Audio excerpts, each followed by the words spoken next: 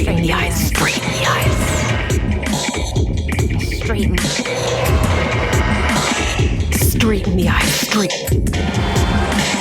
Straight. Straight. Straight. Straight. He's a great philosopher. He's an artist. He's a thinker. He is wise. He has plans for me. He visualizes my success into being. He knows me. He's always known me. He knows my soul. He is the river on which my soul journeys. He is twice my age. He is married. He has 2 children. He lives in a huge house and its walls are built of books. He writes like a prophet. He speaks and people listen. You've got to live and breathe each sentence, each brushstroke, each melody. Ask yourself, what is my body doing when I create? Is it feeling? Is it alive?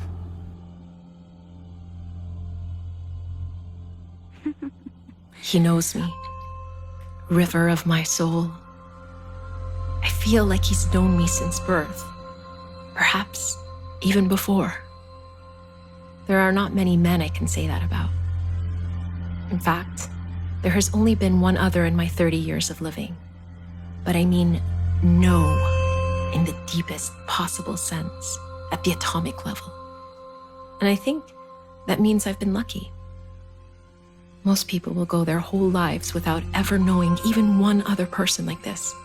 And I'm already on my second. The trouble is, I'm only interested in soul bonding, not quick and hollow Tinder-style gratification. These are the only 2 men I've been with.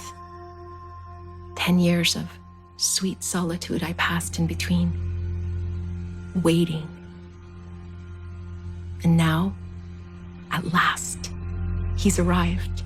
Why don't we discuss this in private during one of my office hours? I should say that Paul and I are not technically together yet.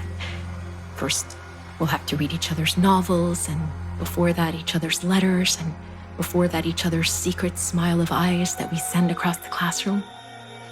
But our path together has been revealed, and we have already started walking it.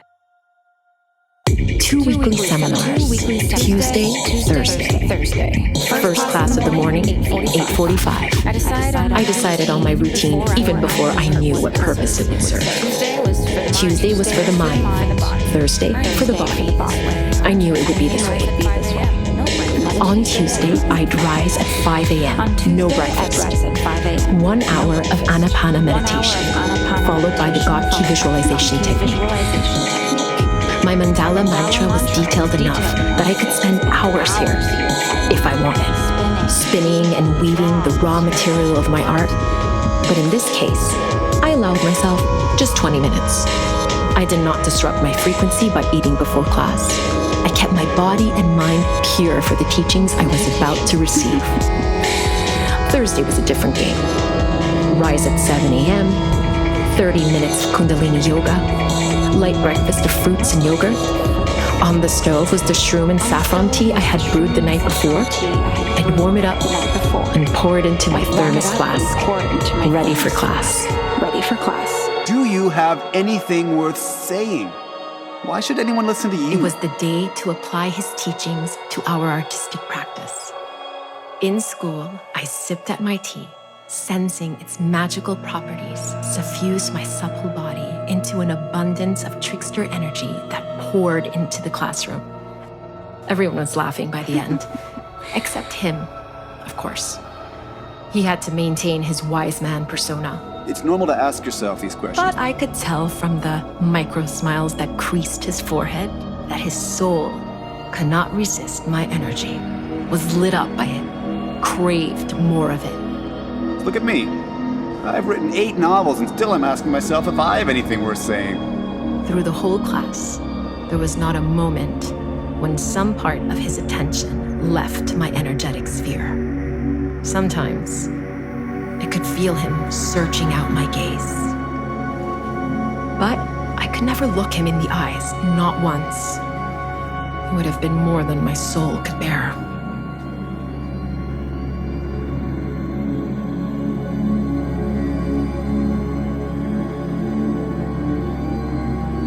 I knew him long before I took his class. I knew him from my dreams, where I lay curled on the lap of a great philosopher of giant proportions sitting on a diamond throne. His long gray beard trailed down my chest and over my bare legs, and I wrapped it around my naked body as he read the most extraordinary poetic philosophy that soothed the soul into a state of quiet knowing. Not a single word stayed with me when I awoke.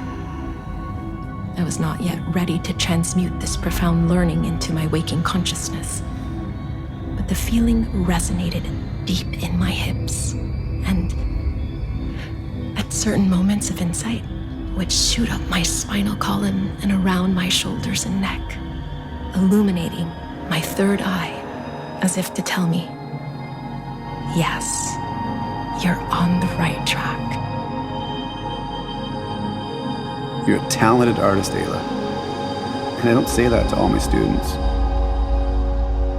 I knew him long before I took his class. He doesn't see. I really wish he could see. I knew him. Really just doesn't see. This was exactly the feeling I got when I went to the bookstore that day and was led to his totemic works of science fiction.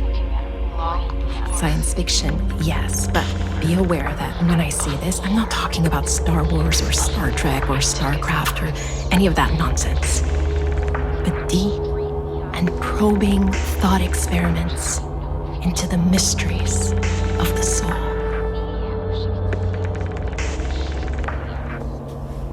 My best friend thinks I've made him up. If you love each other, then why don't you see each other?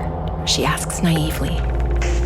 It's been 6 months since I fled the lockdown city and moved out to this retreat. And it's been 6 months since I spoke to my best friend. Here, there are friendlier ears to talk to. Ones that believe what I'm saying.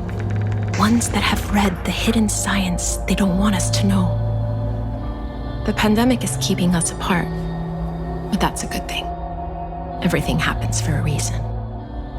We need time to prepare to receive each other, because when we join, the universe will shake. For now, we write letters. I tell him all the time he's too good to be teaching classes on creativity to debutantes. Saffron wears not its crown in a minestrone soup. He needs me for this, to put him in touch with reality. He lives in his mind, which is beautiful. But sometimes he doesn't see what's looking him straight in the Saffron eyes. wears not its crown in a minestrone soup. I can't blame him, though. He's a genius. He's rewriting his masterpiece to include me. I must also write a novel about him, he tells me. I'm a visual artist, not a writer, I reply. But he insists that I'm a creator, and that's what matters. Saffron wears not its crown in a minestrone soup. Only when these two great works are finished will we come together, he says. It may take years, but I'm used to waiting. Today, I found the perfect apartment in a small town near the retreat. I see his hand in this. He knows I'm ready to live alone and commit myself to the work ahead. For that, I need solitude. And that is what he's found me.